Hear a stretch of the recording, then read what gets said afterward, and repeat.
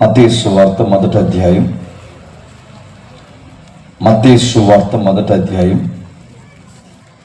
21వ వచనం. ఆమె ఒక కుమారుని కనును, తన ప్రజలను వారి పాపముల నుండి ఆయనే రక్షించును కనుక ఆయనకు యేసు అని పేరు పెట్టుదువని. ఆగుతాం. అందరి దగ్గర బైబిల్ ఉందిగా. ఎవరి దగ్గర బైబిల్ లేకపోయినా సిగ్గు లేకుండా పక్కవారు బైబిల్ చూడండి. ఎందుకంటే ఈ మధ్య కళ్యాణ మండపాలకు వచ్చినట్టు వస్తున్నారు. క్రైస్తవ సభలకు అలా రాకూడదు. మన క్రైస్తవ డిగ్నిటీ మనకు బైబిల్ ఉండాలి. సరే, సువార్తల మొదటి అధ్యాయం మీద మనకు అవగాహన ఎక్కువ. సువార్తల మొదటి అధ్యాయాలతో సుపరిచితమైన పరిచయం బాగా ఎక్కువ.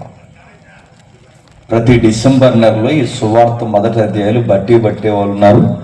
క్రిస్మస్ వాక్యాలుగా సండే స్కూల్ లెవెల్ నుంచి ఆ వాక్యాలు చెప్పించే వాళ్ళు ఉన్నారు, చెప్పేవాళ్ళు ఉన్నారు. కానీ అసలు విషయాలు మాత్రం గాలి వదిలేశారు. క్రిస్మస్ అనగానే చాలామంది 90% మనుషులకు ఉండే అవగాహన ఏంటంటే, బయట వాళ్ళకి ఎలాగైతే పండుగలు ఉన్నాయో మనకు కూడా అలా పండుగలు ఉన్నాయనుకుంటున్నారు. వాళ్ళ పండగలకి సంబరాలు ఉంటాయి, వాళ్ళ పండగలకి అంబరాలు ఉంటాయి, వాళ్ళ పండగలకి పిండి వంటలు ఉంటాయి. మన పండగలకి సంబరాల ప్రాముఖ్యం కాదు, మన పండగలకి పరమార్థం ఉంది. సమాజానికి ఒక వర్తమానం ఇచ్చే పండగలు మనకి. మన ఎగిరే పండగలకు కాదు, మన సెలబ్రేషన్ చేసుకునే పండగలు కాదు. మన పండుగ ఏంటంటే ఒక మెసేజ్ ఉంటుంది సొసైటీ.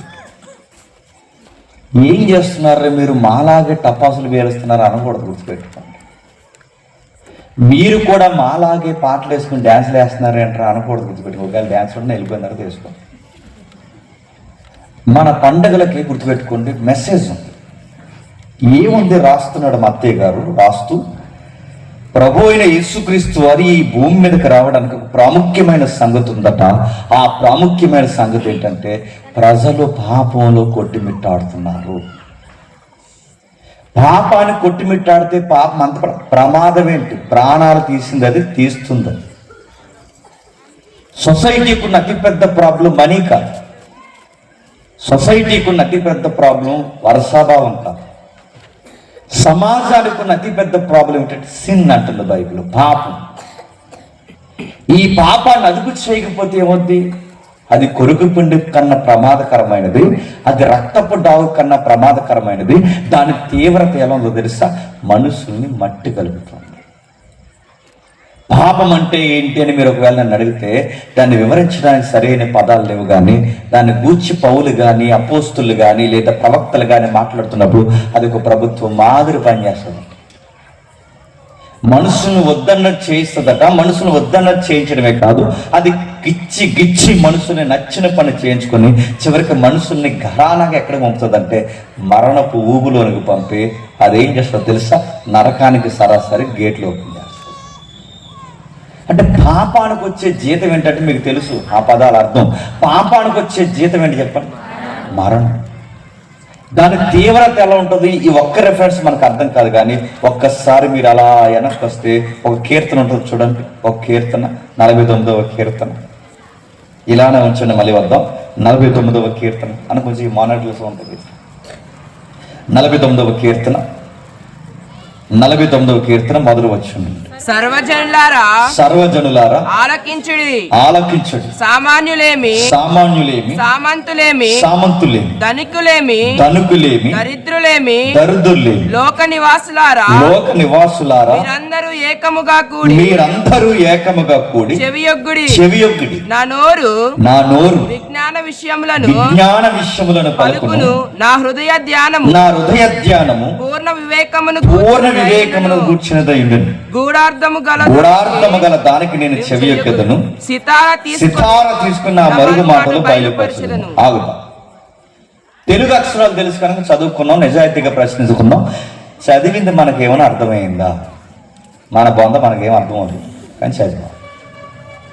అక్షరాల మీద అవగాహన ఉంది కానీ చదువుకున్నా ఏం అర్థమైందని ప్రశ్నించుకుంటే ఏమర్థమైంది? మనకేం అర్థం అవ్వలేదు. మరి ఎందుకు వాక్యాలు మనకు అర్థం కావట్లేదంటే కొన్ని ఫాలో అవ్వాలి. ఏం ఫాలో అవ్వాలంటే కాంటెక్స్ట్ అంటారు, దాన్ని సందర్భము అంటారు. ఏమి సందర్భం? ప్రతి వాక్యానికి ఒక సందర్భం ఉంటుంది. ఖచ్చితంగా ఆ సందర్భాన్ని చూడాలి. ఆ సందర్భం అంటే ఇంకా ఏంటి మనకు అర్థం కావాలంటే, ప్రతి వాక్యానికి ఒక చరిత్ర ఉంటుంది, ప్రతి వాక్యానికి ఒక భౌగోళిక నేపథ్యం ఉంటుంది, ప్రతి వాక్యానికి ఆ తరం వ్యక్తుల యొక్క మాటలు ఉంటాయి. ఇవన్నీ పరిగణలోకి తీసుకొస్తేనే అసలు ఆ వాక్యం అంటే ఏంటో నీకు అర్థమవుతుంది. అలా కాకుండా వాక్యాన్ని చదివితే అర్థం కాదంటే అర్థం కాదు. మీకు ఎగ్జాంపుల్ చెప్తాను, నేను చాలా దిక్కు చెప్పింది మీకు చెప్తున్నాను, వినండి. ఇంకొక 10 రోజులు 20 రోజులు గడిచిపోతే, లేదు నెల గడిచిపోతే, ఎప్పుడు రానంత జనం 31st నైట్కి వచ్చేస్తారు. ఎక్కడికి? చర్చికి. చాలా మంది వచ్చేస్తారు, గాలి పెట్టి వచ్చేస్తారు, భక్తులు వచ్చేస్తారు, అందరూ వచ్చేస్తారు. 31st నైట్కి అందరూ చర్చికి వచ్చి కూర్చుంటారు. కుర్చీ నిండిపోతాయి, లోపల స్థలాలు నిండిపోతాయి, బరకలు నిండిపోతాయి, బయట టెంట్లు నిండిపోతాయి. ఎందుకంటే వీళ్ళందరికీ నమ్మకం ఏంటంటే, ఇంక ఏడాది అంతా ఏదో గాలి తిరిగాం, అయినా దేవుడు తన రెక్కల చాటును మమ్మల్ని కాపాడాడు. మళ్ళీ ఇంకా ఆయనకి చివరిలో, అంటే ఈ సంవత్సరం చివరిలో మొహం చూపించకపోతే బాగోదని ఒకసారి దేవుడికి హాయి చెప్పడానికి వస్తారు ఈ బలహీనమైన భక్తులు అందరూ. వచ్చిన వాళ్ళందరూ కూర్చుంటారు, జనాభా అంతా చర్చిలో నిండిపోతారు. వచ్చిన వాళ్ళందరినీ పాస్టర్ గారు ఏం చేస్తారంటే, వాళ్ళకు ఒక ధైర్యం ఇవ్వడానికి మెజారిటీ పాస్టర్లు ఏం చేస్తారంటే వాగ్దానం కట్టిస్తారు. అది లైసెన్స్ లా తీసుకుంటారు అన్నమాట. ఆ వాగ్దానం కొరకు కార్డు కొరకు కొన్ని పెడతానికి, ఇంకా దేవుడు ఇంకా మమ్మల్ని ఏం చేయడానికి మాకు ధైర్యం కావాలి. ఆ ధైర్యం ఏంటంటే ఒక వాక్యం కావాలి. అందుకే నేను వాగ్దానం కార్డులకు వ్యతిరేకం కాదు, తీసుకొద్దని నేను చెప్పలేదు, తీసుకోండి, కానీ కొంచెం జాగ్రత్తగా వినండి. ఆ వాగ్దానం కార్డులు తీసుకుంటారు. పాస్టర్ గారు, కొంతమంది ఒక తెలివైన పాస్టర్ గారు ఏం చేశారంటే, ఆ 31st నైట్కి మరి చాలా బిజీ వర్క్లు ఉంటాయి ఆ రోజు చర్చిలో. ఎందుకంటే అందరికీ ఆ రోజు నైట్ లవ్ ఫీస్ట్ పెట్టాలి. లవ్ ఫీస్ట్ అంటే ప్రేమ ఉంది, ప్రేమ ఏంటంటే కక్క ముక్క డొక్క ఉండాలి, లేకపోతే అది లవ్ ఫీస్ట్లో ఉండదు. సాంబార్ వేసేస్తే అది లవ్ ఫీస్టా? అది కొంచెం బడాకానే వేయాలి, కొంచెం గట్టిగానే ఉండాలి. అందుకే పాస్టర్ గారు ఏం చేస్తారంటే మార్కెట్కి వెళ్ళి అవన్నీ కొనుక్కు రావాలి. పైగా ఈ సండే స్కూల్ టీచర్లు కూడా ఆ రోజు మళ్ళీ ఎంకరేజ్మెంట్ కొరకు ఏదో గిఫ్ట్లు ఇవ్వాలి. ఇవ్వకపోతే నెక్స్ట్ సండే స్కూల్ ఉండదు. పెద్దలు ఉంటారు, మళ్ళీ వాళ్ళకి కప్పాలి. నాకు ఇక్కడ గొడవలు చాలా ఉండవు, మామూలుగా చెప్తాను. పెద్దలు ఉంటారు, వాళ్ళు కప్పాల్సిన సాల్వలు కప్పాలి, పొగడాలి. ఈ లేకపోతే మా సంఘం చాలా కష్టమని ఎవరో ఒకరిని పొగడకపోతే చాలా కష్టం. లేదంటే పెద్దల కోపం ఇచ్చారు, పెద్దల కోపం రాకుండా వాళ్ళ వాదాచాలి. సండే స్కూల్ టీచర్కి వీళ్ళకి ఎంకరేజ్మెంట్ చేయాలి, వీళ్ళకి కావాల్సిన పిల్లబచ్చాలి గిఫ్ట్లు ఇవ్వాలి, ఇవన్నీ అవ్వాలి. ఆ మార్కెట్కి పోయి బిర్యానీకి కావాల్సిన సామాన్ ఇవన్నీ డెడికేటెడ్గా వర్క్ చేస్తున్న పాస్టర్ గారు ఇవన్నీ చేస్తుంటే, పాస్టర్ గారు తెలివిగా ఏం చేశారు, రోజు సాయంత్రం వచ్చేసరికి మళ్ళీ వాగ్దానం కార్డులు అన్నీ ఇవ్వాలంటే నాకు కొంచెం ఇబ్బంది అవుతుంది. అందుకే నేను ఏం చేస్తానంటే, ఆడవారి కార్డులు ఎవరికి ఏ వేస్తే బాగుంటుంది, ఆడవారి కార్డులు ఆడవారికి చేస్తున్నాను, మగవారి కార్డులు మగవారికి చేస్తున్నాను. ఇవి కొంచెం జాగ్రత్తగా ఉంచారని చర్చిలో కంగారు తిరిగే కుర్రలు ఉంటుంది చూసారా, ఆ కంగారు కుర్రగోడికి వాగ్దానం కార్డు జాగ్రత్తగా ఉంచారని చెప్పాను. ఎందుకంటే చర్చిలో కొంతమంది కుర్రగాలు ఉంటారు, కంగారు తిరుగుతారు, ఏదో మరి ఈ భూమిని ఏదో భుజాల మీద మోస్తున్నారు. నేను అందరిని అంటలేదండి, అన్నీ బాగానే చేస్తారు, బరకలు బాగానే వేస్తారు, కుర్చీలు బాగానే వేస్తారు, మైకులు బాగానే సెట్ చేస్తారు, పాస్టర్ గారికి అన్ని బాగానే చేస్తారు. వీళ్ళకుంటే జబ్బు ఏంటంటే వాక్యం చెప్పే టైంకి మాయమైపోతారు. అదో కంగారు, వాక్యం చెప్పే టైంకి ఉండరు. అంత మార్తం వ్యవహారం ఇది, మీకు అర్థమవుతుందో లేదో. అన్ని బాగానే సెట్ చేస్తుంది, డిస్ అంతా బాగానే దేశక్రీస్తు వారికి, వంట వార్పు అన్నీ బాగా చేస్తుంది. వాక్యం చెప్పే టైంకి ఎక్కడ తిరుగుతుంది? కిచెన్ రూమ్లో తిరుగుతుంది. అప్పుడు వేసుకోవారు ఏమన్నాడు, నా నోట్లో ఏం పెట్టాలని చూస్తున్నావు తప్ప నా నోట్లోంచి ఏమొస్తుంది, నీ బుర్రకేమైనా అర్థమవుతుందా అన్నాడు ఆయన. ఎందుకు? నువ్వు నాకేం అంటే వర్క్లని చేయి కాదంటలేదు, కాకపోతే అన్నిటికన్నా ఇంపార్టెంట్ అంటే వాక్యం వినాలి. వాక్యం చెప్పేటానికి మాయమైపోతాం. మీ సిస్టర్ ఇక్కడ కూర్చుని వాక్యం పెట్టండి, నీకన్నా ఇప్పుడు తండ్రి రాలి. అదే చూడండి, కంగారు తిరుగుతారు చాలా మంది, అన్నీ బాగానే సెట్ చేస్తారు, వాక్యం చెప్పేటానికి మాయమైపోకూడదు. కూర్చోండి, వాక్యం వినండి, ఎందుకంటే మన జీవితానికి ప్రాముఖ్యమైనది. సరే, ఏదైతేనో ఆ కుర్రగాడికి ఎప్పుడైతే పాస్టర్ గారికి ఆ విషయాలు అప్పగించాడో, ఈ కంగారు కుర్రగాడు ఏం చేశాడు, కంగారు గడు కనుక కలిపేశాడు. ఆ మొక్క పాస్టర్ గారికి చెప్పాలిగా, చెప్పలేదు. పాస్టర్ గారికి చెప్తే చీ అంటారని పాస్టర్ గారికి చెప్పకుండా సైలెంట్ అయిపోయాడు. పాస్టర్ గారికి తెలియక ఎవరి కార్డులు ఆలయం అనుకుని ఆయన పనిచేస్తున్నాడు. ఆడవారి కార్డులు మొగోళ్ళకి వచ్చినాయి, మొగోళ్ళ కార్డులు ఆడవాళ్ళకి వచ్చినాయి. అందులో వయసులో ఉన్న కుర్రోడికి వచ్చింది. వచ్చే ఏడాదికి గర్భవతం అవుతాడు. అవుతాడా? చస్తాడా? అవుతాడా అని అడుగుతున్నాను. వచ్చే ఏడాది కదా ఎలా అవుతాడు? మరి ఆ వాగ్దానం కార్డు అడుగుతున్నారు, దాన్నే కాంటెక్స్ట్. ఎలా కాంటెక్స్ట్? ఆ వాక్యం ఎవరిది? వచ్చే ఏడాది గర్భవతుంటే శారమ్మది. ఎక్కడిది? ఆది కాండంలో. ఎవరు చెప్తున్నాడు? శారమ్మ కోసం అలా ఆయన చెప్తున్నాడు దేవుడు. దీన్నే సందర్భము, కాంటెక్స్ట్ అంటారు. అలాగే ప్రతి వాక్యానికి కూడా కాంటెక్స్ట్ ఉంది. ఇంకా మీకు అర్థం కావాలంటే, చాలా మంది వాక్యాలు చదువుతారు. ఇప్పుడు దేవుడు వాక్యం నుంచి చెప్పాలన్నమాట. ఇప్పుడు రేపు ఏం చేయాలి కూడా దేవుడు వాక్యం నుంచి చెప్పాలి, లేకపోతే వీళ్ళు ఏం చేయరు. అందుకే ఏం చేశారంటే వాక్యాలు చదువు కూడా చాలా మంది చదువుతారు. రేపు హైదరాబాద్ వెళ్ళాలి, ఊరు వెళ్ళాలనుకున్నాడట. దేవా నేను రేపు ఊరు వెళ్ళాలొద్దు, మరి నీ వాక్యం నుంచి నాకు సెలవు అని చెప్పి బైబిల్ ఇలా కొట్టి ఇలా తీసాడట. తీస్తే అందులో ఒక రెఫరెన్స్ వచ్చింది. క్రొత్త నిబంధన రెఫరెన్స్ ఏంటంటే, అంతటా అతడు లేచి బయలుదేరినాను కానీ బ్యాగ్ కట్టుకుని వెళ్ళిపోతాడు. నడుతున్నా అంతటా అతను లేచి వెళ్ళిపోయాడంటే హైదరాబాద్ వెళ్ళిపోతావా? అది నేను అర్థం అడుగుతున్నాను. అంతటా అతను లేచి వెళ్ళిపోయాడంటే హైదరాబాద్ వెళ్ళిపోమని కాదు, దాని కింద చదువు, దాని కింద చెప్పిన అంతటా అతను లేచి ఉరు పోసుకున్నాను ఉంటుంది. అది చదవో, అది ఇస్కరియోతు యోధ కాంటెక్స్ట్. అది అంటే ప్రతి వాక్యానికి ఒక సందర్భం ఉంటుంది, ఉండదా? ఆ సందర్భం నుంచి వాక్యాన్ని చదువు. ఇప్పుడు మనం చదివాం కీర్తనకు కూడా సందర్భాలు ఉన్నాయి. ఈ కీర్తనలను కానీ ఎవరో గాలి కూర్చుని రాసిన కవులు అనుకోకండి. కీర్తన కూడా చరిత్ర ఉంది, సందర్భం ఉంది. ఏముంది ఆ కీర్తనకి? ఆ చిన్న అక్షరాల పైన రాశారు చూడండి, ప్రధాన గాయకునికి కోరాహు కుమారుల కీర్తన. ఎవరి కీర్తన ఇది? కోరాహు కుమారులు. ఇప్పుడు ప్రశ్న, కోరాహు కుమారులు ఎవరు? అన్ని ప్రశ్నలే మనకి అడుగుతున్నాను.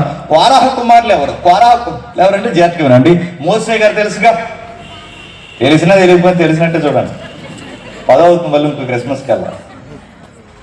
మోసే గారు తెలుసుగా, ఐగుప్తు నుంచి 430 సంవత్సరాల బానిసలు ఉండిపోయిన ఇశ్రాయేల్ నడిపించడానికి నాయకుడిగా బయటకు వచ్చాడే ఆ మోసే గారు. ఆ మోసే గారు 40 సంవత్సరాలు ఇశ్రాయేల్ నడిపిస్తుంటే కష్టానికి, కన్నీరికి, మాటలకి, ఎలివేతలకి, దొంగ మాటలకి ఆయన వ్యతిరేకించి అనేక మనుషులు ఆయనకి వ్యతిరేకమైపోతుంటే ఆ టైంలో మోసే 40 రోజులు కొండ మీదకి వెళ్ళి దేవుడితో మాట్లాడి కొత్త శాసనాలు తెస్తానని కొత్త శాసనాల కొరకు మోసే మాట్లాడుతుంటే మోసే మీదకు ఒకడు తిరగబడ్డాడు. ఆ తిరగబడినోడి పేరు కోరాహు. ఎవరి కోరాహు అంటే సొంత బాబాయ్ గారు అబ్బాయి. ఎవరు సొంత బాబాయ్? మోసే గారు సొంత బాబాయ్ గారు అబ్బాయి. మీరు జాగ్రత్తగా వినండి, మన మీదకి గట్టిగా తిరగబడేది ఎవరు చెప్పండి? జీకే పెట్టు. సొంతోనే తిరగబడతా.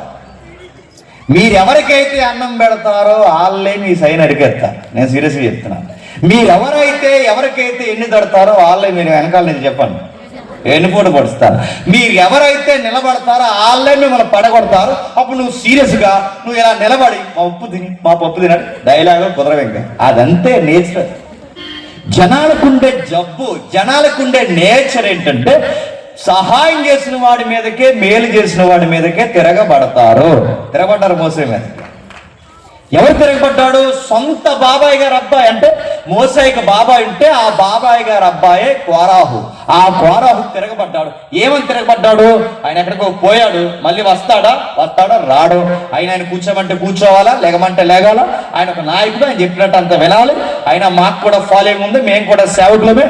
అందుకే మా మాట వినే ఓటింగ్ ఉంది. మా ఓటింగ్ లెక్క 250 మంది. మేము మోసే చెప్పినట్టు వినని చెప్పి కొత్త బలిపీఠాలు కట్టడానికి తయారయ్యారు. మోసేకి బాధ ఇస్తుంది. దేవా నీకు విషయం చెప్పాలి ప్రభు, తిరగబడతారనగానే దేవుడు ఒక మాట అన్నాడు. సేవకుల కోసం గుర్తుపెట్టుకోండి, నిజాయితీగా సేవ చేస్తున్న ఏ సేవకు మీదకైనా, ఏ గాలి గొట్టంగాళ్ళు ఎవరైనా ఇష్టం వచ్చినట్టు మాట్లాడితే మళ్ళీ చెప్తున్నాను, నిజాయితీగా సేవ చేస్తున్న వాళ్ళ మీదకి ఎవరైనా తిరగబడితే మీకు తెలుసో లేదో నాకు ఎందుకని బైబిల్ ఈ మాట ఉంది. నిజాయితీగా సేవ చేస్తున్న వాళ్ళ మీద తిరగబడితే దేవుడు ఇలా అన్నాడు, నా కనుగుడ్లో ఏలెట్టినట్టే అన్నాడు. గుర్తుపెట్టుకో.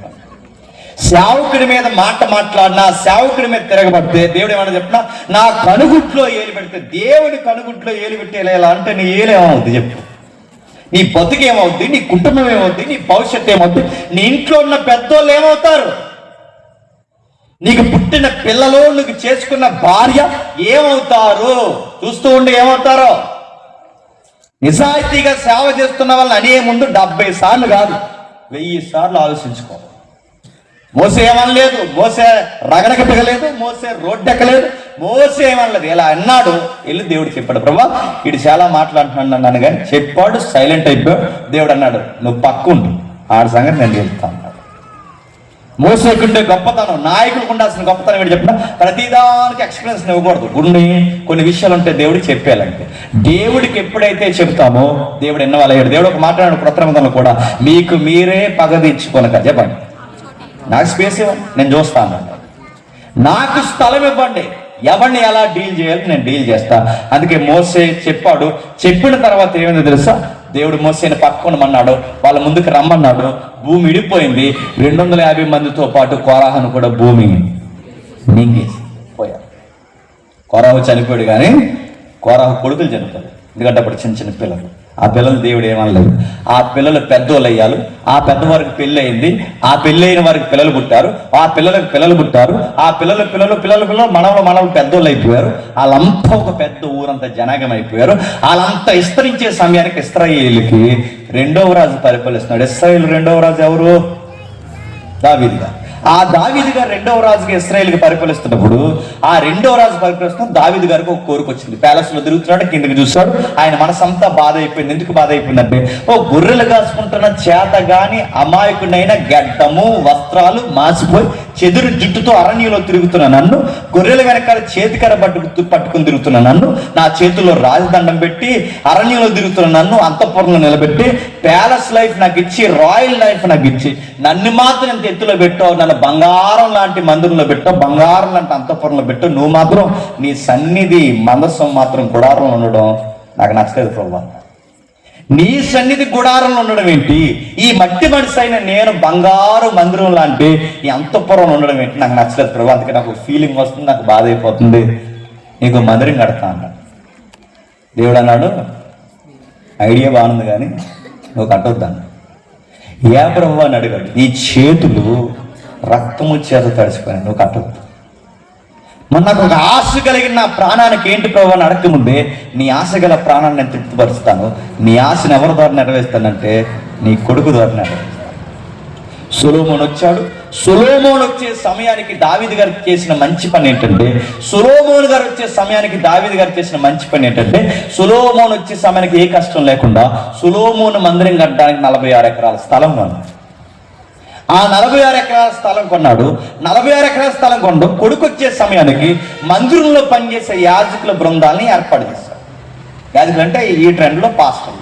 ఆ పాస్టర్లకి జీతాలు ఇచ్చారు. వాళ్ళు లేవీయులు అనే ఒక క్వాలిఫికేషన్ ప్రకారం వాళ్ళకి సేవకులకు వృత్తి ఇచ్చి, వాళ్ళకి జీతభత్యాలు ఇచ్చి కొత్త నోటిఫికేషన్ వాళ్ళకి రిలీజ్ చేశారు. ఆ కొత్త నోటిఫికేషన్ ఏంటంటే, ప్రత్యేకించి ఆత్మ తీవ్రత కలిగిన సంగీతకారులు, గాయకులు ఎవరైతే ఉన్నారో వాళ్ళని కూడా ఎంపిక చేశారు. అంటే సేవకులు ఉన్నారు, ఇప్పుడు గాయకులు ఉన్నారు, సంగీతకారులు ఉన్నారు. ఈ బంగారు దేవాలయాన్ని క్లీన్ చేయడానికి, పరిచయం చేయడానికి పరిచారకులు కావాలి, వాళ్ళని కూడా ఎంపిక చేశారు. అంటే ఏ డిపార్ట్మెంట్ ఎలా ఉండాలో ఆ డిపార్ట్మెంట్ ఎంపిక చేస్తున్నారన్నమాట. అంటే సేవకులు అనేది ఒక డిపార్ట్మెంట్, గాయకులు అనేది ఒక డిపార్ట్మెంట్, సంగీతకారులు ఇది ఒక డిపార్ట్మెంట్, క్లీనింగ్ సెక్షన్ ఇది ఒక డిపార్ట్మెంట్. ప్రతి డిపార్ట్మెంట్ ఎడదీశారు. అంతా బాగా నడుస్తుంది. ఇప్పుడు ఆ మందిరాన్ని దేంతో కట్టబోతున్నారంటే చెప్పండి, బంగారంతో కట్టబోతున్నారు. బంగారంతో కట్టబోయే మందిరానికి కాపలా ఉండాలో వద్దా? అప్పుడు దావీదుకి ఐడియా వచ్చింది, ఎవరిని పెడితే బాగుంటుంది? కవాతులు చేస్తూ చాలా రెబలగా డ్యూటీ చేసే వాళ్ళు ఎవరున్నారని చూసినప్పుడు దేశంలో చూస్తే దావీదు కనబడిన జనాంగం కోరాహు కుమారులు కనబడ్డారు. ఎవరు? కోరాహు కుమార్. ఆ కోరాహు కుమారుని దావీదు గారు ఏం చేశారంటే, మీకు సైనిక ఉద్యోగాలు ఇస్తున్నానని చెప్పి వాళ్ళకు నోటిఫికేషన్ రిలీజ్ చేసి వాళ్ళని ప్రత్యేకించి కవాతులు చేసే పోలీస్ డిపార్ట్మెంట్లో సైనిక బలగాలుగా వాళ్ళని పెడితే ఈ దేవాలయం చుట్టూ వాళ్ళ కాపలా కాస్తున్నారు. ఈ కాపలా కాస్తున్న డోర్ కీపర్స్, ద్వారపాలకుల విభాగంలో పనిచేస్తున్నప్పుడు వాళ్ళు జనాలు వస్తూ పోతున్న వాళ్ళు చెక్ చేస్తున్నారు. ఇప్పుడు మీకు డౌట్ రావచ్చు, దేవుని మందిరానికి కాపలా దేనికంటే మీరు అనుకోవచ్చు. దేవుని మందిరానికి కాపలా దేనికంటే అది మామూలు సిమెంట్తో కట్టే మందిరం కాదు. చెప్పండి, బంగారంతో మందిరం కడితే దేవుని మందిరానికి ప్రమాదం ఏంటంటే, ఎందుకు ప్రమాదం కాదు? మీకు ఉదాహరణ చెప్పినా, మీరు అప్పుడప్పుడు పేపర్లో చదువుతున్నారు లేదు, ఆడెవడో మీరు పేపర్లో చదివారు లేదు, ఆడెవడో దేవుడి దగ్గరకు వచ్చిన ఆ భక్తుడు వచ్చిన వాడు లోపలికి వెళితే లోపలికి పూజారి గారు వెళ్ళి బయటకు వచ్చే సమయానికి నెక్కి పట్టుకుంటారు చూసారా, ఆ శతగౌరం పట్టుకొచ్చాడు. దేవుడు వడ్డానాలు దొంగిలించే భక్తులు లేరు, దేవుడి శతమానాలు దొంగిలించే భక్తులు లేరు, దేవుణ్ణి ఎత్తుకెళ్ళిపోయే భక్తులు లేరు. ఇంకే అక్కడ వరకు ఎందుకు, చర్చికి వచ్చి కొత్త చెప్పులు వేసిపోలు ఉన్నారు లేదు చెప్పండి, సీపుర్లు అట్టిపోలు ఉన్నారు లేదు చెప్పండి. అరే సీపురు డెడ్ సీపుగా సీపుర్లే పట్టిపోతున్నారు, చెప్పే పట్టిపోతున్నారు. అలాంటిది గుడంతా బంగారం అయితే ఎంతసేపు ఆ తమ్మంగాడ చేస్తాడు ప్రార్థన, ఎందుకు రోజుకు మొక్క అట్టిపోతాడు. ఈ మానవ స్వభావం దావీదు గారికి తెలుసు కనుక దేవాలయం చుట్టూ ఎవరిని పెట్టాడు? 40 ఎకరాల స్థలంలో కాపలాదారుని సైనికులను పెట్టి వస్తూ పోతున్న వాళ్ళని చెక్ చేయాలి. అలాగే విదేశీయులు ఎవరైనా గూఢాసార్లు వస్తారేమో చూడాలి. దేవాలయానికి ఫుల్గా టైట్ సెక్యూరిటీ ఇచ్చారు. ఆ టైట్ సెక్యూరిటీలో పనిచేస్తున్న పోలీసులే కోరహ కుమారులు. ఈ కోరహ కుమారులు జనాలు వస్తున్నారు పోతున్నారు, వస్తున్నారు పోతున్నారు, వస్తున్నారు పోతున్నారు. ఈ జనాలు వస్తూ పోతూ చూస్తున్న వీళ్ళకి జనాలకి దేవుడికున్న రగడ కనిపెట్టారు, జనాలకున్న అతిపెద్ద ప్రమాదాన్ని కనిపెట్టారు. కనిపెట్టి వాళ్ళు ఏం చేశారంటే ఆవేదనతో అరిశారు, ఆవేదనతో పాడారు. ఆ పాడిన వారు చేసిన పని ఏంటంటే కొన్ని కీర్తనలు రాశారు. ఆ కీర్తనలో ఒక కీర్తనే చెప్పండి 49వ కీర్తన. మాట్లాడుతున్నారా? ఆ 49వ కీర్తనలు ఏమని రాస్తున్నాడు? సర్వజనులారా ఆలకించండి, సామాన్యులేమి సామంతులేమి, ధనుకులేమి దరిద్రులేమి. అడగొచ్చు, దరిద్రులు అంటే తిట్టనుకోకండి. సామాన్యులు అంటే సాదా సీదాగా బతికేవారు, సామంతులు బాగా డబ్బులు ఎక్కువైపోయిన వారు, ధనికులు జనాల్లో కాస్తంత అటు ఇటు కానీ మిడిల్ క్లాస్ పీపుల్స్ అన్నమాట. దరిద్రులు అంటే దారిద్ర్యకు దరిద్రుల్లో ఇంకా దరిద్రంగా బతికే కడు పేదరికలు ఉన్నవారు. అంటే ఆ రోజుల్లో జనాల్ని ఈ కేటగిరీలో విడదీస్తారన్నమాట. అంటే జనాలు ఇన్ని రకాలు ఉన్నారు. సామాన్యులు ఉన్నారు, సామంతులు ఉన్నారు, ధనికులు ఉన్నారు, చెప్పండి దరిద్రులు ఉన్నారు. అయితే ఎన్ని రకాల మనుషులున్నా మనుషులకి పేదరికం ప్రమాదం కాదు, మనుషులకి డబ్బు ప్రమాదం కాదు. ఎన్ని రకాల మనుషులున్నా మనుషులకు ఉండే ప్రమాదం ఏంటంటే సామంతున్నైనా సామాన్యున్నైనా ధనికున్నైనా దరిద్రున్నైనా ఎవరినైనా అందరినీ మింగేసేది ఒకటి ఉంది, దానికి మీరు భయపడలేదు. సర్వజనులారా ఆలకించండి, ఈ భూమి మీదకి పుట్టుకొచ్చిన ఎవరికైనా మింగుడు పడని ఒక సంగతి ఉంది. దానిని గురించి ఎవడు నోటీస్ చేయట్లేదు. మా దర్యాప్తులో, మా డిస్కవరీలో, మా పోలీసు బలగాలకు ఒక విషయం అంతు చిక్కింది. ఈ మానవ ప్రపంచానికి అతిపెద్ద ప్రమాదం ఉంది. అది ఇప్పటికే దాని నష్టాన్ని జరిగిస్తుంది, ఇప్పుడు జరిగిస్తుంది, అది జరిగిస్తుంది, జరిగించబోతుంది కూడా. దాన్ని ఆపేవాడు లేడు, దాన్ని అదుపు చేసేవాడు లేడు. అందుకే నా నోరు విజ్ఞాన విషయాలు పలుకుతుంది, పూర్ణ వివేకాన్ని గురించి చెప్తున్నాం, గూఢార్థం గల ఆ సంగతి మీకు ఎలుగెత్తి చెప్తున్నాం. సితార తీసుకుని ఒక ట్యూన్లో ఆ సంగతులు మీకు పాడుతున్నాం. అది మీకు అర్థం కావాలి. మీకు అర్థం కావట్లేదు అంటే భయపడవలసిన విషయానికి దేవాలయానికి వచ్చి మీరు భయపడలేదు, అనవసరమైన విషయాల కొరకు మీరు భయపడతారు. దేవుడికి ఎంతసేపు చెప్పిన ఈ లౌకికమైన భయాల కోసమే మీరు చెప్తున్నారు తప్ప మిమ్మల్ని మీ అనుకున్న వారిని మింగేసి ఒక భయం ఉందన్న సంగతి మీ బుర్రలకు ఎక్కట్లేదు. ఇంతకీ మీరు దేనికి భయపడుతున్నారో దేనికి కింద చెప్తున్నారు చూడండి. నా కొరకు పొంచువారు దోషవృక్షములు నన్ను చుట్టుకున్నప్పుడు ఆపదలకి నేను ఎలా భయపడవలను. అంటే దాని అర్థం ఏంటి? నేను భయపడవలసింది ఆపదలకు కాదు, నేను భయపడవలసింది నా శత్రువులకు కాదు, నేను భయపడవలసింది నాకు స్కెచ్ చేసిన వారి మీద కాదు, నేను భయపడవలసిన ఒక విషయం ఉంది అంటున్నాడు. మీకు అర్థమవుతుందా? మనం దేనికి భయపడాలి చెప్తారు చూడండి. నా కొరకు పొంచిన వారు కొంతమంది ఉన్నారు, నాకు ఆపదలు ఉన్నాయి అంటే కొన్ని అనవసరమైన విషయాలకు మనం భయపడుతున్నాం. వాటికి భయపడకండి అంటున్నారు వీళ్ళు.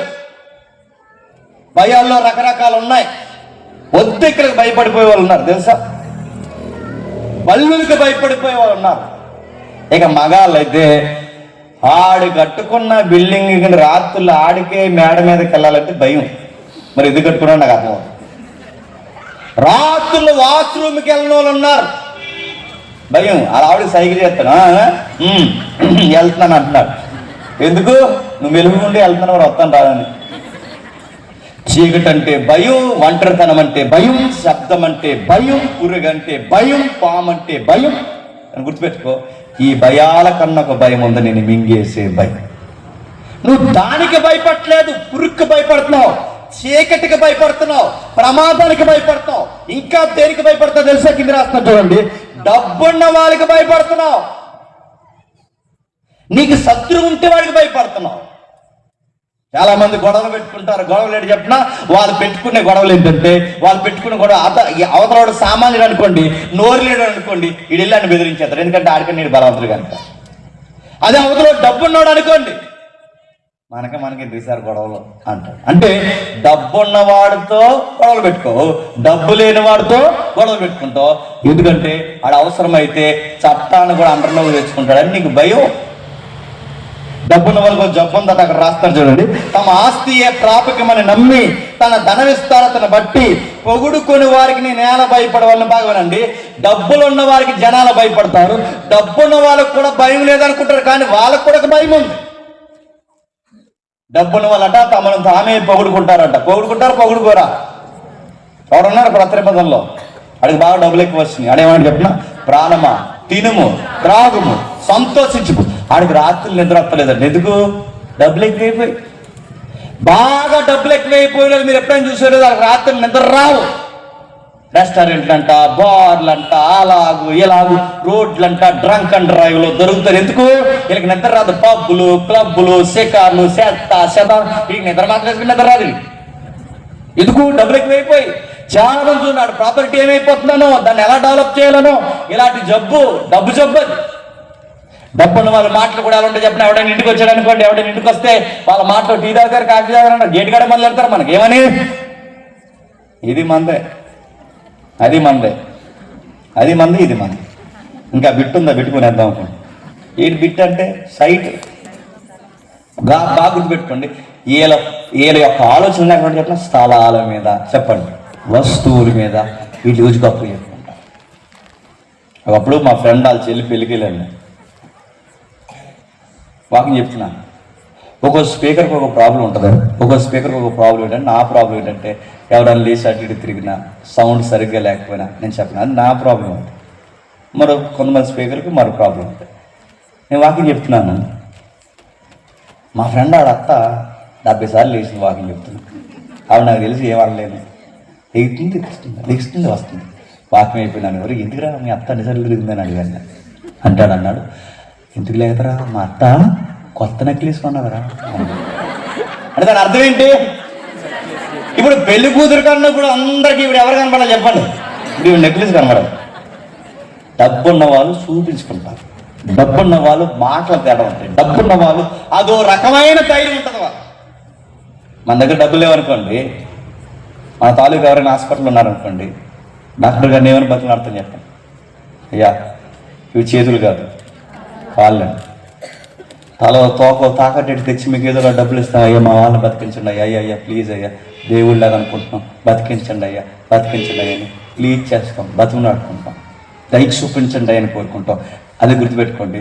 మన దగ్గర డబ్బులు లేవు అనుకోండి, ఇలా బతుకుని ఆడతాం. అదే డబ్బులు ఉన్నాయనుకోండి, ఏమన్నా చెప్పనా, హలో డాక్టర్ గారు డబ్బులు ఎంతైనా పర్లేదు, మా వాడు చెప్పండి బయటకు వచ్చి, ఇది మాట్లాడి ఎలా ఉంది చెప్పండి, డబ్బులు ఉన్నాయి, డబ్బులు లేకపోతే బతుకున్నాడుతున్నాను. అందుకే డబ్బున్న వాళ్ళు కూడా గుర్తుపెట్టుకోండి, వాళ్ళకు నువ్వు భయపడుతున్నా కానీ వాడిని నిన్ను మింగేసేది ఒకటి ఉంది, వాడికి నీకు సమానంగా నీ మీద దాడి చేస్తుంది. ఇందుకే ఏంటి ఈ కీర్తన కంటెంట్ ఏం చెప్తాడంటే 10వ వచనం చెప్తాడు చూడండి, జ్ఞానులు చనిపోతారు అంటే పైన ఏంటి, డబ్బున్న వాళ్ళు చనిపోతారు, డబ్బు లేని వాళ్ళు చనిపోతారు, ధనికులు చనిపోతారు, దరిద్రులు చనిపోతారు, ఇంకా కొసవరిపోయింది చెప్పిన జ్ఞానం ఉన్నవారు కూడా చనిపోతారు. జ్ఞానులు అనగానే నేను చెప్తున్న జాతకమేనండి. ఐన్స్టీన్ గారు తెలుసుగా, ఐన్స్టీన్ గారు చెప్పిన సిద్ధాంతాలు ఈ రోజుకి జనాలకు అర్థం కాక ఆయన మెదడుని ఇంకా ల్యాబ్లో దాసారు, ఇంకా ఏమన్నా ఉండిపోయి ఏమో అని. ఐన్స్టీన్ గారు చెప్పిన టైం ట్రావెల్ సబ్జెక్ట్ ఉంటుంది, ఎప్పుడైనా వినండి. క్వాంటమ్ థియరీ అని ఒక థియరీ ఉంటుంది, ఎప్పుడైనా సరదాగా ఇంటికి వెళ్తారు, అర్థం అవుతుంది కానీ వినండి, యూట్యూబ్లో కొట్టండి, క్వాంటమ్ మెకానిజం అంటే ఏంటో కొట్టండి. ఆయన చెప్పిన థియరీ ఏంటి చెప్పిన, ఆయన ఒక రోజు ట్రైన్లో వెళ్తున్నప్పుడు ఆయన డ్యూటీ చేసేవాడు ముందు, సైంటిస్ట్ అవ్వకముందు. ఆయన ట్రైన్లో వెళ్తున్నప్పుడు, ఆయన వేగంగా ట్రైన్లోకి వెళ్తున్నప్పుడు నిలువు గడియార స్తంభాలు ఉండేవి, గుర్తుందా? ఒకప్పుడు ఇలా గడియార స్తంభాలు ఉండేవి కదా, మీరు ఏదైనా తిరిగిపోయిన తెలిసినట్టు చూడండి, ఉన్నాయి కదా. ఆ నిలువు గడియార స్తంభాలు చూస్తే ఈ ట్రైన్ ఒక్కోసారి స్పీడ్కి వెళ్ళినప్పుడు టైం ఒకలా ఉండేదట, ఇంకా స్పీడ్కి వెళ్తే టైం మరోలా ఉండేదట. ఆ గడియారం వచ్చేసరికి రోజుకు ఒక టైం కనబడదు. అంటే ఎందుకు రోజు ఒకే టైం ఉంటుంది, టైం ఎందుకు మారుతుందంటే ట్రైన్ వేగము కాలము రెండు లెక్క కట్టాడు అనమాట. అంటే కాలము వేగం మన లెక్కలు చేస్తాం కదా, అప్పుడప్పుడు 6th 7th చేసాం కదా, కాలం ఈక్వల్ టు చెప్పండి వేగం, ఈ రెండు ఆయన ఆలోచన సిద్ధాంతాలు ఇవన్నీ గుర్తుపెట్టుకోండి. ఈ కాలం ఇంకా మీకు బాగా కనుక నేను రాజమండ్రి నుంచి వచ్చాను, ఎంత 120 స్పీడ్లో కొడితే సరిగ్గా 120 స్పీడ్లో వస్తే గంట 10 నిమిషాలు వచ్చాను. ఇంకా గట్టి మాట్లాడితే లేదు 1 గంటన్నరలో వచ్చాం. ఇంకా స్పీడ్ కొడితే నడుతాను, ఇంకా స్పీడ్ వస్తే 40 నిమిషాలు వస్తాం, ఇంకా స్పీడ్ కొడితే 30 నిమిషాలు వస్తాం, ఇంకా స్పీడ్ వస్తే 20 నిమిషాలు వస్తాం, ఇంకా స్పీడ్ వస్తే 10 నిమిషాలు వస్తాం, ఇంకా స్పీడ్ వస్తే 5 నిమిషాలు వస్తాం, ఇంకా స్పీడ్ వస్తే నేను చెప్తున్నాను టైం ఆగిపోద్ది. నేను సీరియస్ చెప్తున్నాను, సైన్స్ ఇది. అంటే అర్థం ఏంటి, కాలం వెళ్ళే కొద్ది స్పీడ్ పెరుగుడు, దాన్నే లైట్ స్పీడ్ అంటారంటే ఈ స్పేస్ లో ఒకేసారి లైట్ స్పీడ్ లో మనం వెళితే వెళ్ళలేం. ఒకసారి లైట్ స్పీడ్ లో సెకండ్స్ కి లైట్ స్పీడ్ లో వెళితే 3 లక్షల కిలోమీటర్ల వేగంతో లైట్ స్పీడ్ లో వెళ్తేనంట టైం అలా ఆగిపోద్దట. అంటే నీ టైంని ఎప్పుడైతే దాటావో నీకు కాలం అవదు, నీ కాలం ఎప్పుడైతే దాటావో నీకు వయసు అవదు, నీకు వయసు అవ్వకపోతే సావురా. చెప్పండి, ఇది నిజంగా జరుగుతుంటే ఇది నిజంగా జరుగుద్ది. మీకు ఇంకా బాగా అర్థం కావాలంటే కొన్ని రోజులు స్పేస్ లో ఉన్న వాళ్ళు మళ్ళీ భూమి మీదకి వస్తే సేమ్ ఈక్వల్ ఏజ్ లో కొన్ని రోజులు స్పేస్ లో ఉన్న వాళ్ళు మళ్ళీ భూమి మీదకి వస్తే వాడిది నాది ఒకే వయసు అయినా వాడి వయసు ఇంకా నాకన్నా తక్కువ ఉంటుంది, నా వయసు మాత్రం ముందే అయిపోతుంది. ఎందుకు? నేను ఈ గ్రావిటీలో ఉన్నాను కనుక. అర్థమైంది చూడండి. అంటే ఈయన ఏం చెప్తున్నాడు? కాలం అంటే విశ్వంలో కాలంతో ప్రయాణం చేస్తే కాలం ఆగిపోద్ది. ఇలాంటి విషయాలు చెప్పాడండి మేధావి. ఇంకా విషయం చెప్పినా మనకు బాగా వినండి. ఈ విశ్వానికి కూడా వామ్ హోల్స్ ఉన్నాయన్నాడు. అంటే దాని అర్థం ఏంటి? ఈ విశ్వానికి కనబడిన ఒక హోల్స్ ఉన్నాయి. అందులో కనుక టైం ట్రావెల్ తో మనం ట్రావెల్ చేస్తే లేదా బ్లాక్ హోల్ లోకైనా ట్రావెల్ చేస్తే ఈ విశ్వానికి ఈ అంచు నుంచి అంచు అంటే ఒక తూములోకి దూరితే ఇయ్యప్ప ఒక ముఖం అయ్యప్ప ఒక ముఖం ఎలా అయితే ఉంటుందో ఈ విశ్వానికి కూడా ఈ హోల్స్ కుండా ప్రయాణం చేస్తే వెళితే గతంలో కన్నా వెళ్ళిపోతామంట, లేదా భవిష్యత్తులో కన్నా వెళ్ళిపోతాం, లేదా ఒక కొత్త టైంలోకి వెళ్తామంట. అంటే దీని అర్థం ఏంటి చెప్పండి? ఈ ప్రపంచానికి కాలం అంతా బంధింపబడింది, ఇది ఒక ఫ్యాబ్రిక్ లా నడుస్తుందని చెప్పాడు. ఎంత పెద్ద మేధావి! బాగానండి. గతాన్ని గురించి మాట్లాడాడు, వర్తమానం గురించి మాట్లాడాడు, భవిష్యత్తు గురించి మాట్లాడాడు, కాలాన్ని గురించి మాట్లాడాడు, వేగాన్ని గురించి మాట్లాడాడు, అన్నీ మాట్లాడాడు. కానీ ఆ జ్ఞానం ఏమాడు చెప్పిన అన్నీ చెప్పగలిగాడు, కానీ చావు ఎందుకు వస్తుందో చెప్పలేకపోయాడు. ఇప్పటికీ అర్థం కాని సిద్ధాంతాలు థీరీస్ ఎన్నో ఉన్నాయని కొన్ని ప్రాక్టికల్ గా ప్రూవ్ చేయలేకపోయారు. ఇప్పటికీ మింగుడు పడిన థీరీస్ ఎన్నో ఉన్నాయి. అలాంటి థీరీస్ ఇలాంటి గొప్ప గొప్ప ఎప్పటికీ నవతరం సైన్స్ ని సవాల్ చేస్తున్నంత పెద్ద థీరీ మాట్లాడిన ఆయన చావు ఎందుకు వస్తుందో చెప్పలేకపోయాడు. ఐన్స్టీన్ చనిపోయాడు, సర్ ఐజాక్ న్యూటన్ చనిపోయారు, ఎవరైతే ఉన్నారు స్టీవ్ జాబ్స్ చనిపోయాడు. స్టీవ్ జాబ్ అంటే మాటలా ఎన్ని ఫోన్లు వచ్చిన ఐఫోన్ కొట్టే ఫోన్ ఉందా? యాపిల్ కొట్టే ఫోన్ ఉందా? యాపిల్ కొట్టే టెక్నాలజీ ఉందా? అడ్వాన్స్ నడుతాం. వాళ్ళ టెక్నాలజీ ఏంటి? ఏ ఫోన్ అయినా యాక్ట్ చేయగలరు, కానీ ఆ ఫోన్ యాక్ట్ చేయలేదు. దానికి ఉన్న సెక్యూరిటీ కానీ దానికి ఉన్న క్యాపబిలిటీ కానీ అన్నిటినీ దాటి ఉంది. అలాంటి మేధావి అన్ని కనిపెట్టగలిగాడు, కానీ మా హాస్పిటల్ మంచం ఉంది అన్నాడు. ఏమని చెప్పినా నా దగ్గర డబ్బు ఉంది, అన్నీ ఉన్నాయి, కానీ ఈ సావు నుంచి లేపగలిగే జ్ఞానం మాత్రం నా దగ్గర లేదన్న. స్టీవ్ జాబ్స్ చనిపోయాడు, ఐన్స్టీన్ చనిపోయాడు, జ్ఞానులు చనిపోయారు. ఇప్పుడు బాగుండండి, ఎంత పెద్ద సైంటిస్ట్ అయినా, నోబెల్ ప్రైజ్ తీసుకున్న వాళ్ళైనా, ఎంత పెద్ద పితామహులైనా ఏమైనా చెప్పండి చనిపోయారు. జ్ఞానులు క్వైట్ ఆపోజిట్ ఒక బ్యాచ్ ఉన్నారట, మూర్ఖులు కూడా చనిపోతారు. అంటే జ్ఞానం ఉన్నవాడు చనిపోతాడు. చెప్పండి, జ్ఞానం లేనివాడు చనిపోతాడు. అడుగుతున్నాను, సైంటిస్టులు అందరూ ఎక్కడ ఉంటారు?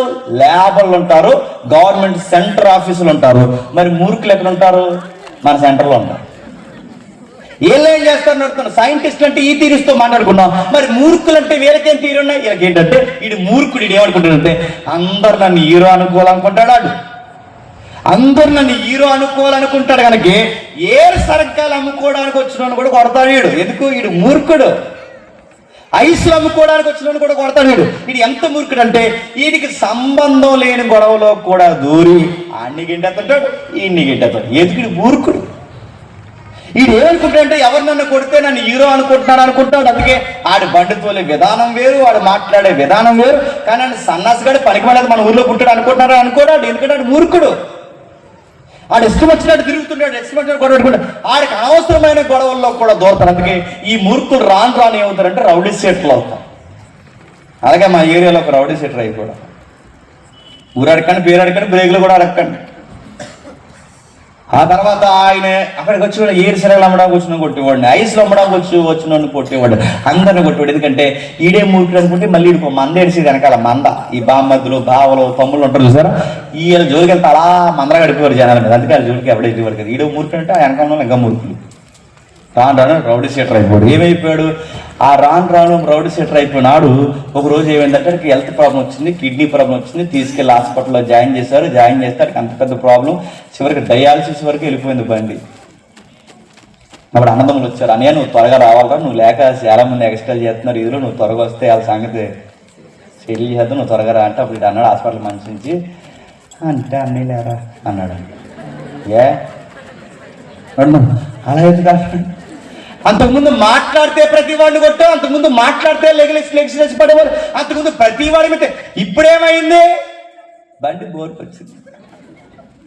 నేను అడుగుతున్నాను, మూర్ఖులు కూడా చనిపోరు. కుల నాయకులు ఏమయ్యారు, మత నాయకులు ఏమయ్యారు, రౌడీ సీటర్లు ఏమయ్యారు, ఇండియా ఏలేసిన డాన్లు ఏమయ్యారు నడుతున్నాడు.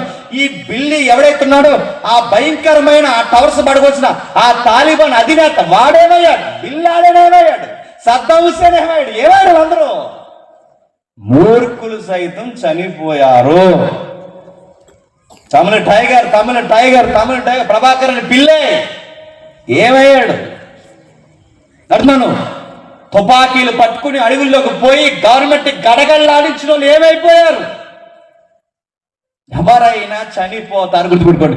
ఎంత మూర్ఖ స్వభావం కలిగిన వయసు ఉన్నప్పుడు ఎంతమందిని కొట్టావో, ఎంతమందిని ఎగిరావో, ఎంతమంది మీద తిరగబడ్డావు కానీ గుర్తుపెట్టుకో, ఒక టైం వస్తుంది అది నిన్ను మింగేసేటే. దాని పేరు చావు. అది డబ్బున్న వాడిని క్షమించదు, డబ్బు లేని వాడిని క్షమించదు, సామాన్యుని క్షమించదు, సామంతుడిని క్షమించదు. అది ఎవరినైనా ఎత్తుకెళ్ళిపోతుంది. అది కనికరం లేదు, దానికి చుట్టాలు ఎవరు లేరు. ఇంకా ఎవరు చనిపోతారట? ఎందుకు చెప్తాను వినండి, మీకు అర్థమవుద్ది. వారు తమ ఆస్తిని ఇతరులకు విడిచిపెట్టి తమ ఇండ్లు నిరంతరం నిలిచినని, తమ నివాసాలు తరతరం ఉండునని వారు అనుకుందరు. తమ భూములకి తమ పేర్లు పెడతారు. చాలా మంది భూములు చూసి మురిసిపోతారు, ఆ భూములకి పేర్లు పెడతారు. నేను అడుగుతాను, గుర్తుపెట్టుకోండి. తమ ఆస్తికి పేర్లు పెడతారు, నిరంతరం ఉంటాయని పేర్లు పెడతారు. ఓకే, బాగానే ఉంది ఐడియా, గుర్తుపెట్టుకోండి. మీ భూములు ఏంటో నాకు తెలుసా, నా భూములు ఏంటో మీకు తెలుసా?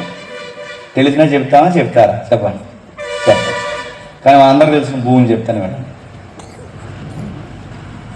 ఇంద్రమ్మ గృహాలు అన్నారు. ప్రశ్న, ఇంద్రమ్మ ఏది? ఇంద్రమ్మ భూమి ఉంది, చెప్పండి. ఇంద్రమ్మ వెళ్ళి లాజికల్గా వినాలి. రాజీవ్ గృహాలు అన్నారు. రాజీవ్ గృహ కల్ప ఉంది, రాజీవ్ ఏడి? ప్రశ్న, ఇప్పుడు చంద్రన్న గృహాలు అంటారు, నెక్స్ట్ డేట్ అని అడగండి. నెక్స్ట్ జగనన్న గృహాలు అంటారు, నెక్స్ట్ డేట్ అని అడగండి. జేమ్స్ గారు హౌస్ అంటారు, జేమ్స్ ఎన్ని రోజులు ఉంటాడు? మీకేమర్థమవుతుంది చెప్పండి. భూములు ఉంటాయి, భూములకి పెట్టిన పేర్లు ఉంటాయి, కానీ ఎవరు ఉంటారు చెప్పండి. గమ్మత్తు ఒక ఎగ్జాంపుల్ చెప్తాను మేడం. ఒకే అమ్మ గర్భాన్ని పుట్టిన అన్నదమ్ములు భూముల కోసం కొట్టుకోరా? ఇల్లు కోసం కొట్టుకుంటారు. వెనకాల తోకలు ఉంటాయి కదా, తోకలు కుదురుండే ఉన్నాయి.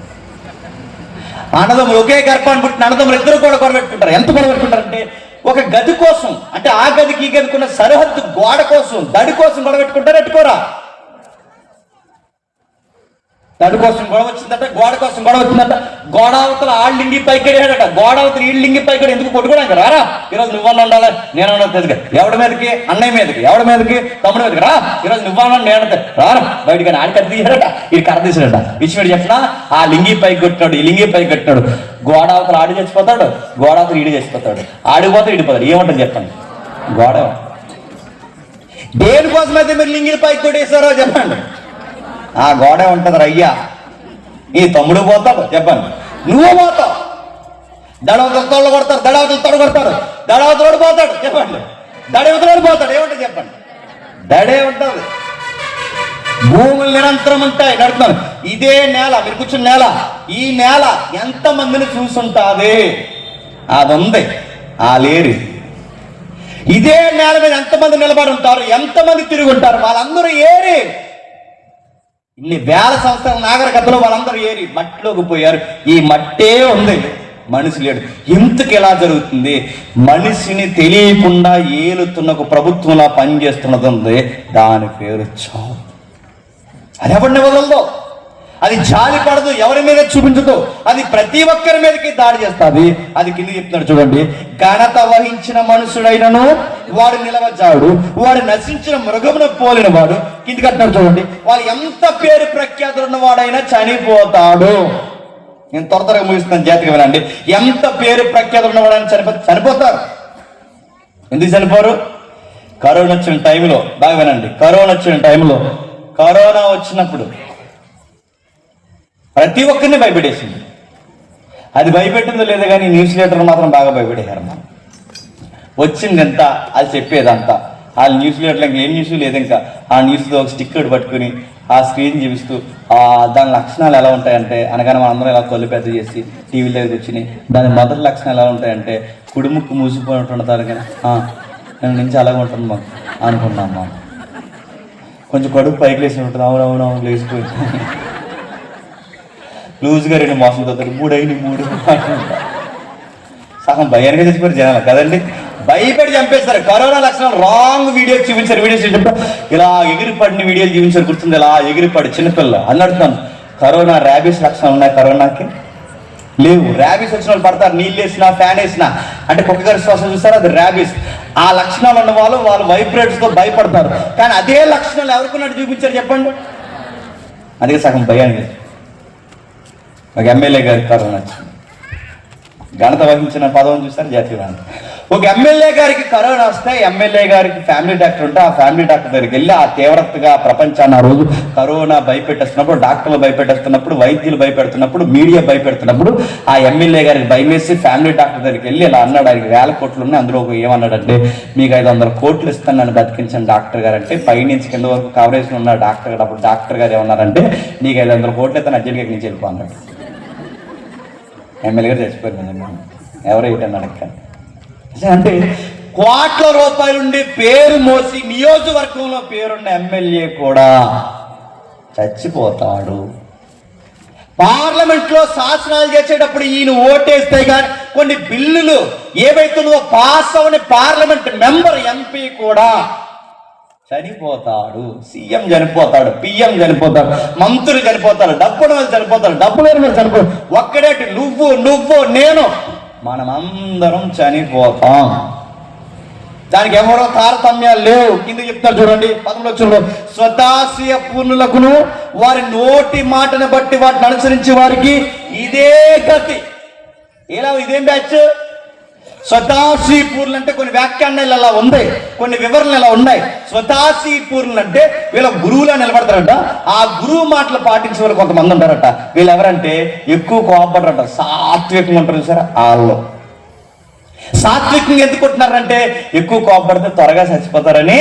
చెప్పండి, ఎక్కువ కోపడితే త్వరగా చచ్చిపోతారని వీళ్ళు ఏం చేస్తారట, కోపం వచ్చినప్పుడట గాలి ఇలా తీసుకుని అలా వదిలేస్తారండి. ఎందుకు? కోపం తగ్గిపోలే, కోపం ఎక్కువ ఉంటే త్వరగా చచ్చిపోతారని. అందుకే వీళ్ళు కోపడరట. వీళ్ళు ఏం చేస్తారు, వీళ్ళు నోటి మాటలు అనుసరించి ఉన్నారట. అందుకే కోపం వచ్చినప్పుడు ఏం చేయాలంటే అంకీలు లెక్కెట్టుకోండి, గాలి ఎక్కువ తీసుకోండి, ఒకేసారి ముక్కులను తీసుకుని ముక్కులను వదిలేయండి, అలా అనుకోండి, పైకి చూసుకోండి, ఆడంక చూడకండి. ఇవన్నీ దీనికంటే బతికేద్దామని, ఎక్కువ కాలం బతికేద్దాం. అందుకే ఈ రిటైర్ అయిపోయిన బామలు తాతలు వీళ్ళందరూ తెల్లవారుజాము 4:30కి సిటీల్లో పార్కులకు వెళ్తారు. ఎందుకు?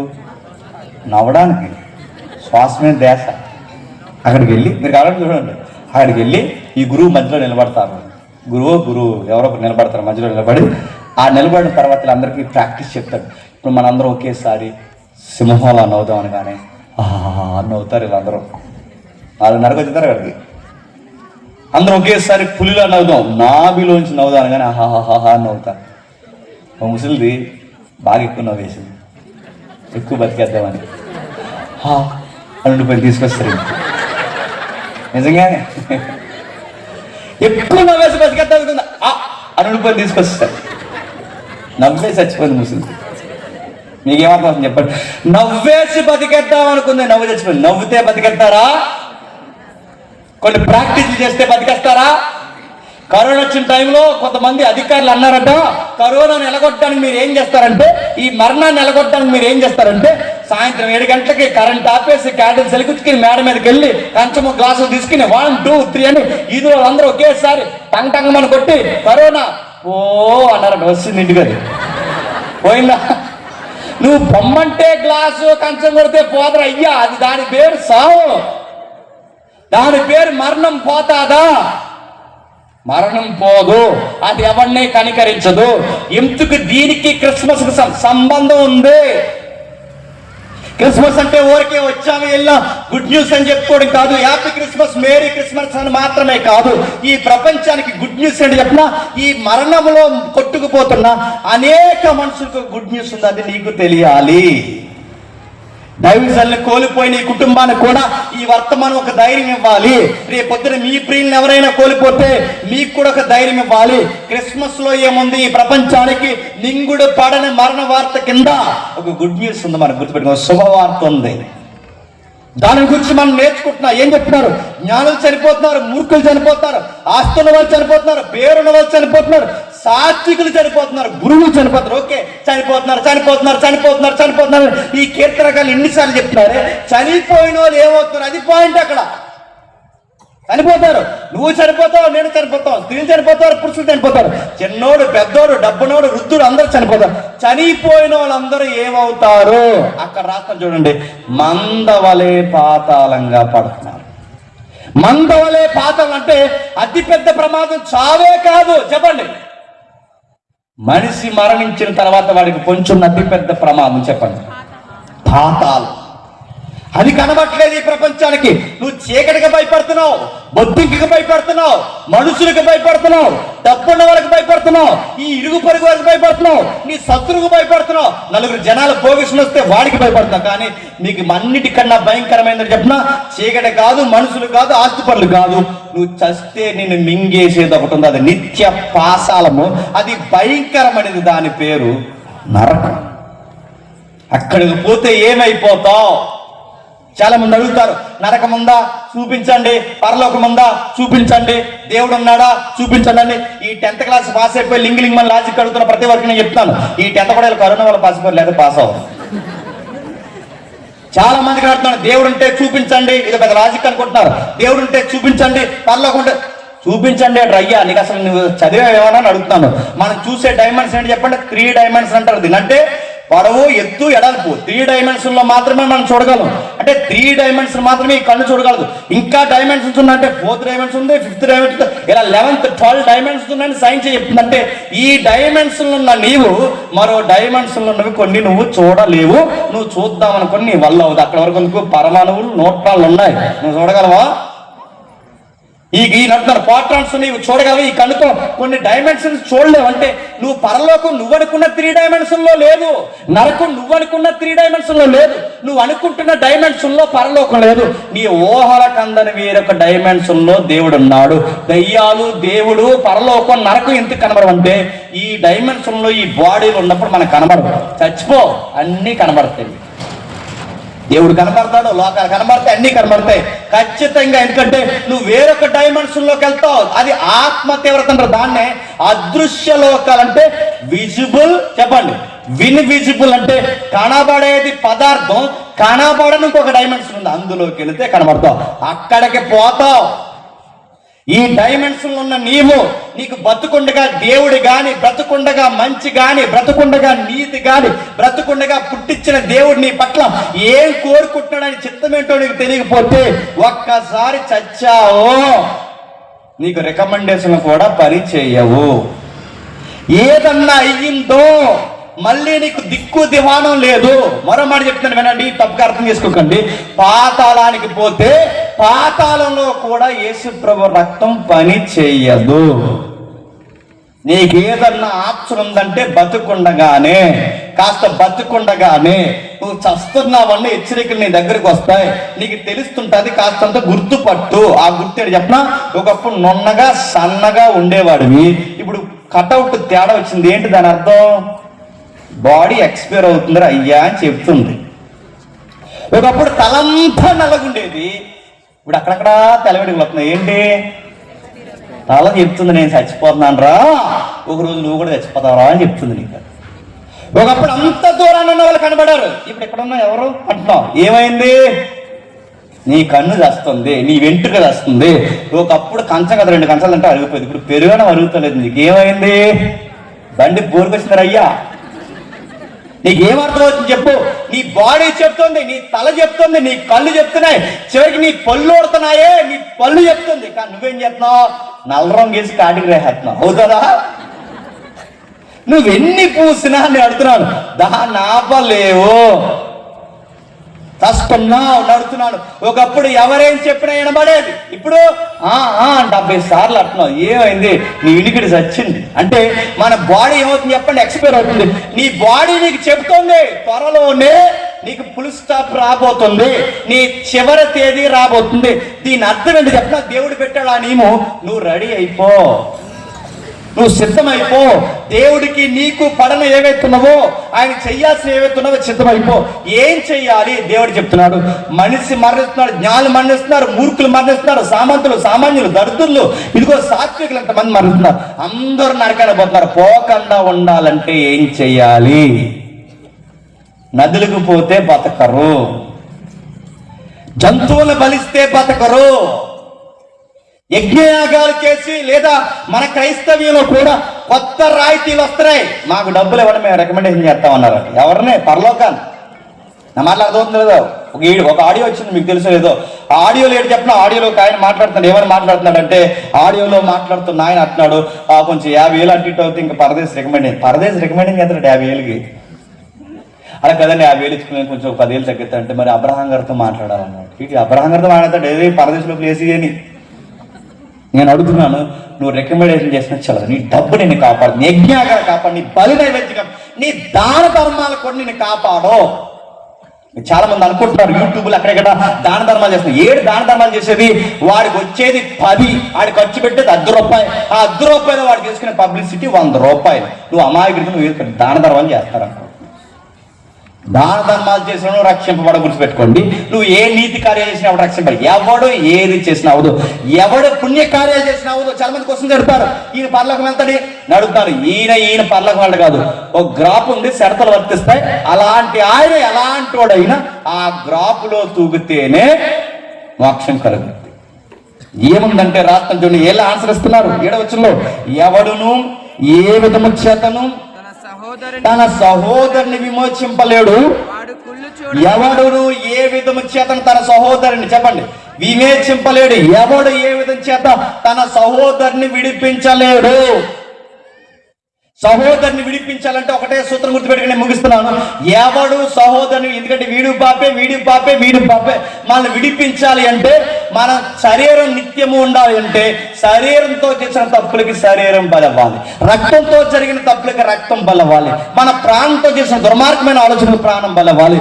నీ కొరకు నిలువెత్తి ఒక మనిషి బలవ్వాలి. ఎవరు అవుతారు? నీ భార్య అవుతుంది అనుకుంటున్నావా? నీ భర్త అవుతాడు అనుకుంటున్నావా? నీ పిల్లలు అవుతారు అనుకుంటున్నావా? పెళ్లి ప్రమాణాలు చేస్తారు, వ్యాధి ఎందు బాధ ఎందు ఎక్కడికి వెళ్ళ ముడితే అంత దొంగ ప్రభావాలు ఎవరు ఉండరు. కరోనాలో వాళ్ళ ఆయనకి కరోనా వచ్చిందని చెప్పి, కరోనాలో వాళ్ళ ఆయనకి కరోనా వచ్చి క్వారంటైన్లో ప్లేస్ లేదని పక్క గదిలో పెట్టి జాగ్రత్తగా చూడమ్మా 14 రోజులు అంటే, అప్పటి వరకు ఎవరు దగ్గరికి వెళ్ళంటే, ఈ ఆది ఎందు బాధ ఎందు ఉంటానని ఈ పెద్ద మనిషి దాహం వేస్తుంటే కొంచెం నీళ్ళు ఇవ్వని అడిగితే గ్లాస్ కర్ర కట్టించిందంట. అదే కరోనా వచ్చిన బాధకు నువ్వు కర్రకి గ్లాసు చచ్చిపోవాలనుకుంటున్నానంట. నీ అని చెప్పండి, వ్యాధి ఎందు ఉంటానని పెద్ద మనిషి చెప్పండి. అలా ఆవిడకి కరోనా వస్తే ఆ కరోనా వచ్చిన కారణంలో తీసుకెళ్లి గదిలో పెడితే కంచంలో అన్నం పెట్టి గెంటాడంట. ఏమంటే కుక్క గెంటినట్టు గెంటుతారు ఏంటండి? అమ్మాట మీకు అర్థమవుతుందా? ఉంటారనుకుంటున్నారు, ఉండరు.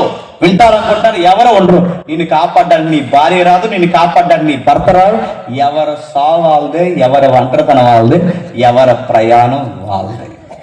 ఇప్పుడు చెప్పండి, ఎవడు ఏ విధము చేత ఎవడిని విమోచించకపోతే మరి విమోచించేది ఏమీ లేదంటే, కింద చెప్తాను చూడండి, వాడు కుళ్ళు చూడక నిత్యం బ్రతకనట్లు వాడి నిమిత్తము దేవుని సన్నిధిని ప్రాయశ్చిత్తం, దేవుని అంటే ఒక మనిషి బ్రతకాలి అంటే ప్రాయశ్చిత్తం జరగాలి. ఎవరు చెప్తారండి ఈ మాట?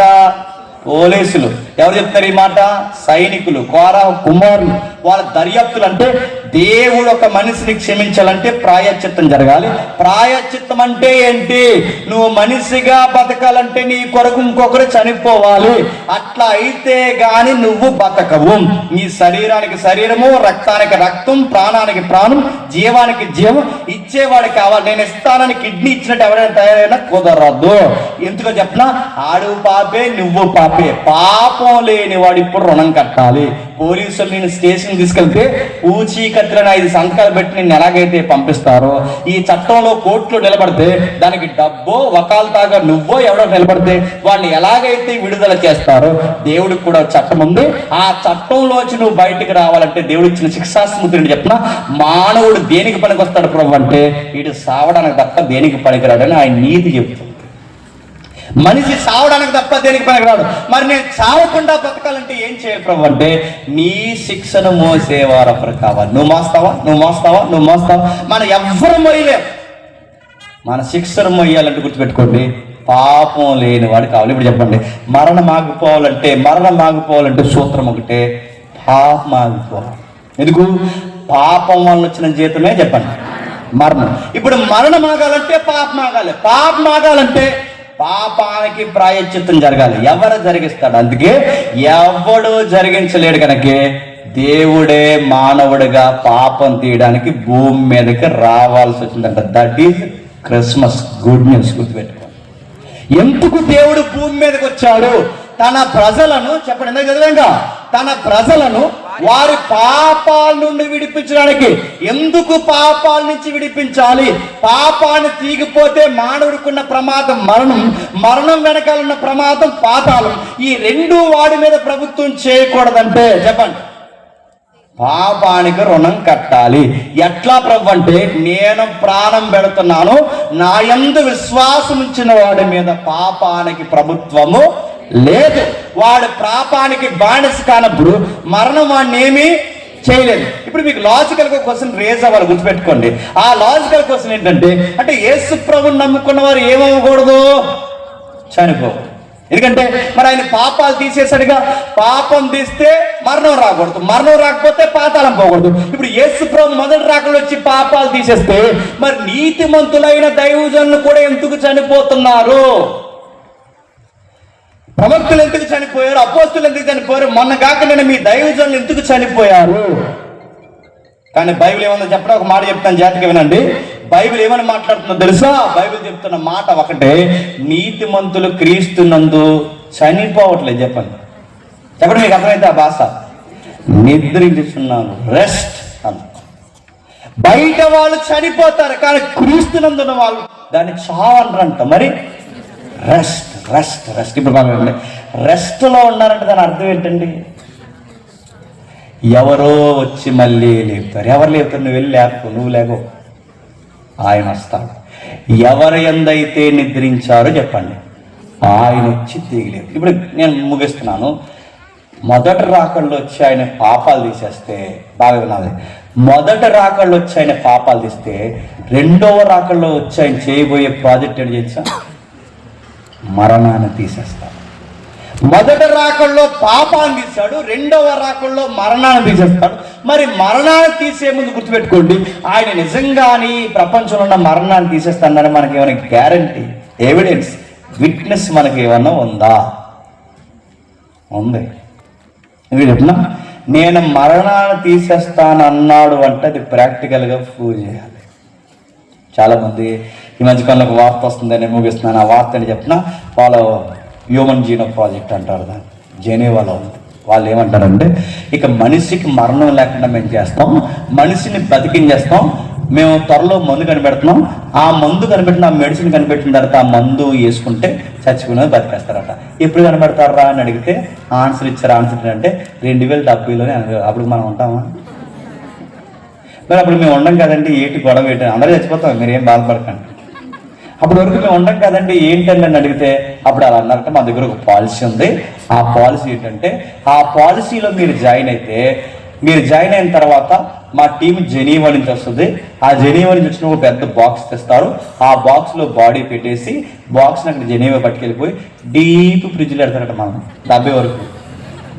అప్పుడు ఏం చేస్తారట, ఆ డీప్ ఫ్రిడ్జ్లో పెడితే, ఆ డీప్ ఫ్రిడ్జ్ పెట్టి 70లో మందు కనిపెడితే ఆ మందు ఎక్కిస్తారట. అప్పుడు మనం ఇలా తిరిగేస్తాం. ఎంత అవుతుంది ఫీజు అంటే కొన్ని లక్షల రూపాయలు అవుతుంది, కొన్ని కోట్ల రూపాయలు అవుతుంది. సెలబ్రిటీలు జాయిన్ అయిపోయారు, డబ్బున్న వాళ్ళు జాయిన్ అయిపోయారు, పొలిటీషియన్స్ చాలా మంది జాయిన్ అయిపోయారు. ఎందుకంటే లేచిపోదామని 70లో జాయిన్ అయిపోయారు అందరూ. అని గుర్తుపెట్టుకోండి. ఇప్పుడు నిజంగా ప్రాజెక్ట్ నిజమో కాదో మనకు తెలియాలంటే ఎలా? తెలియదు.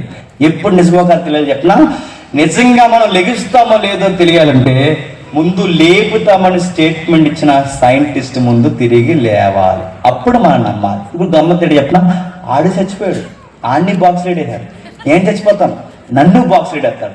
ఆడి బాక్స్ కలదు 70 వరకు, నా బాక్సు కదలదు 70 వరకు. అక్కడికి నేను వెళ్ళలేను చెప్పండి. ఇక్కడ నాన్న ఆడు బాక్స్ ఉన్నాడు, నేను బాక్స్ ఉన్నాను. ఇప్పుడు నా డబ్బులను తినేసాను, 70 తర్వాత లేకపోతే నేను ఎక్కడికి వెళ్ళి అడగను. నా మాట మీద అర్థమవుతారా? ఆడి బాక్సులో కాదలు, నేనో కాదలు, అందరూ ఫ్రిడ్జ్లోనే ఉన్నాం. కానీ అమ్మద్దని చెప్పిన నేను హ్యూమన్ జీనోమ్ ప్రాజెక్ట్ బతికిస్తాను లేదా నాకు తెలియదు, కానీ ఆ సైంటిస్ట్ స్టేట్మెంట్ ఇచ్చి చెప్పలేకపోయాడు. కానీ గుర్తుపెట్టుకో, నువ్వు నమ్మిన జీసస్ చెప్పాడు, మరణించాడు, తిరిగి లేచాడు. హ్యూమన్ జీనోమ్ ప్రాజెక్ట్ బ్రతికిస్తా లేదా నాకు తెలియదు, కానీ నువ్వు నమ్మిన జీసస్ ఖచ్చితంగా నిన్ను బ్రతికిస్తాడు. ఎందుకంటే ఆయన మరణించి తిరిగి లేచాడు. సైంటిస్ట్ లేగలేదు, చెప్పండి, జీసస్ లెగిసాడు అనడానికి ప్రూఫ్ ఏంటంటే ప్రపంచంలో ఉన్న సమాధులు అన్నీ ఫుల్ అయిపోయి ఉన్నాయి, కానీ జెరూసలేం సిటీలో చెప్పండి ఒకే ఒక్క సమాధి కలిగి ఉంది. అది జాగ్రఫికల్ గా స్టడీ చేస్తావో, సైంటిస్ట్ని అడుగుతావో, పురావస్తు శాస్త్రవేత్తలు అడుగుతావో, రోమ చరిత్ర ఎవరిని అడుగుతావు అడుగు, నువ్వు ఎంతమంది అడిగినా యేసుప్రభు అక్కడ లేడు. యేసుప్రభు ఎముక ఎంత ఎముకుందని ఒక్కవేళ ఈ నవతరం సైన్స్ కూడా ప్రూవ్ చేస్తే మన క్రైస్తవుని వదిలేసి లోకంలో కలిసిపోయినంత ఉత్తమం ఇంకేమీ లేదు. ఎందుకంటే ఆయన ఎముక కూడా దొరకదు, ఎందుకంటే ఆయన తిరిగి లేచాడు. ఇప్పుడు చెప్పండి, క్రిస్మస్ లో గుడ్ న్యూస్ ఏంటి చెప్పినా, మన పాపాలు తీయడానికి వచ్చాడు. గుడ్ న్యూస్ ఏంటి చెప్పినా, మొదటి రాకల్లో పాపాలు తీశాడు. రెండవ రాకల్లో చెప్పండి మరణం తీస్తాడు. పాట పాడుతూ ఏమని పాట చెప్పినా, ఓ మరణమా నీ విజయం ఎక్కడ, ఓ మరణమా నీ ముళ్ళెక్కడ, ఇక్కడ మమ్మల్ని నువ్వేమీ చేయలేవు. ఇన్ని రోజులు దైవజనం చంపో, పెద్దోళ్ళని చంపో, చిన్నోళ్ళని చంపో, ఇక నువ్వు మమ్మల్ని ఏం చేయలేదు. ఎందుకంటే మా విజయానికి కారణమైన విక్టరీకి మూలమైన మా ప్రభు మాతో ఉన్నాడు, ఇక మమ్మల్ని నువ్వేమీ చెయ్యలేవు. అది మనం పాడబోయే విజయ గీతం. అంటే క్రిస్మస్లో ఉన్న ఆంతర్యం ఏంటంటే నశించిపోతున్న మనుషుల్ని ఎత్తికి రక్షించడానికే చెప్పండి దేవుడిలోకి వచ్చాడు. ఈ కుటుంబానికి దైవజనులు బట్టి ఇస్తున్న ధైర్యం చెప్పిన, దైవజనులు నిద్రిస్తున్నారు. ఒక రోజు ప్రభు అయిన యేసుక్రీస్తు వారు వస్తారు. ఆ దశలోనిక పత్రిక ప్రకారం మనం చేసింది తెలుసా, ఆ దశలోనిక పత్రిక ప్రకారం ఆ మేఘల మీద వస్తున్నప్పుడు ఈ రెండు కళ్ళతో ఆయన చూస్తున్నప్పుడు కేవలం యేసు ప్రభునే మనం చూడమంట. వాళ్ళ విషయం ఏంటి చెప్పిన, ఆ యేసు ప్రభుతో పాటు మనకన్నా ముందుగా నిద్రించిన చెప్పండి ఈ నీతిమంతులను కూడా ఆ రోజు రెండవ రాకల్లో చూస్తుంది. ఈ కుటుంబానికి ధైర్యం ఏదైనా ఉందంటే మళ్ళీ ఈ కుటుంబం ఆ దైవజనుల్ని చెప్పండి చూడబోతుంది. ఇప్పుడు చెప్పండి, అందుకే మత్తయి అంటున్నాడు, తన ప్రజలను చెప్పండి వారి పాపాల నుండి విడిపించడానికి క్రీస్తు యేసు ఈ లోకానికి వచ్చాడు. అందుకే ఆయన పేరు యేసు. యేసు అంటే దాని అర్థం ఏంటి చెప్పిన, రక్షకుడు. దేని నుంచి రక్షకుడు?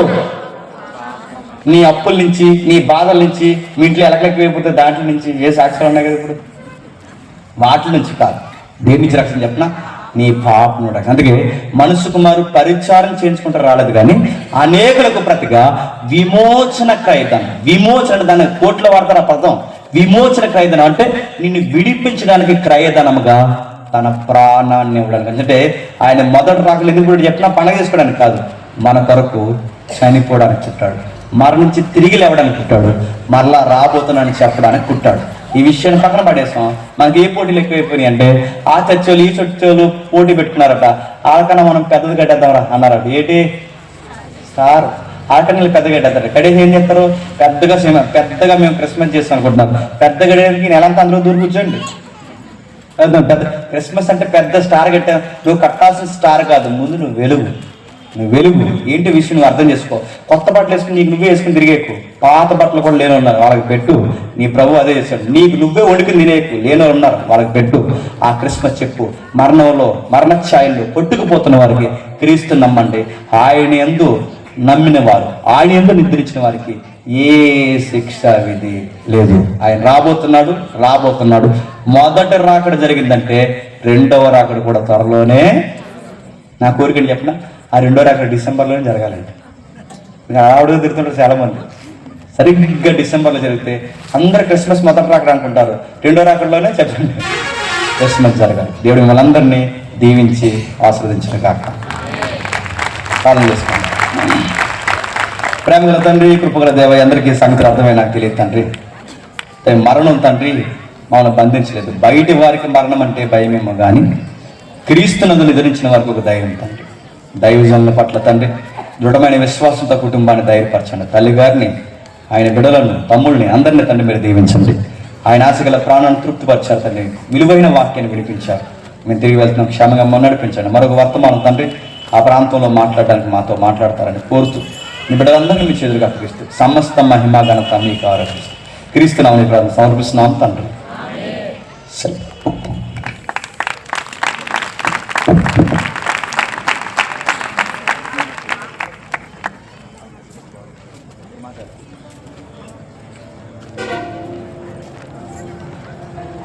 హల్లెలూయా.